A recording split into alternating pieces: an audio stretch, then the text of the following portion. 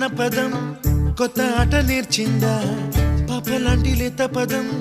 పాఠశాలగా కూనలమ్మ జానపదం పల్లె దాటి వచ్చిందా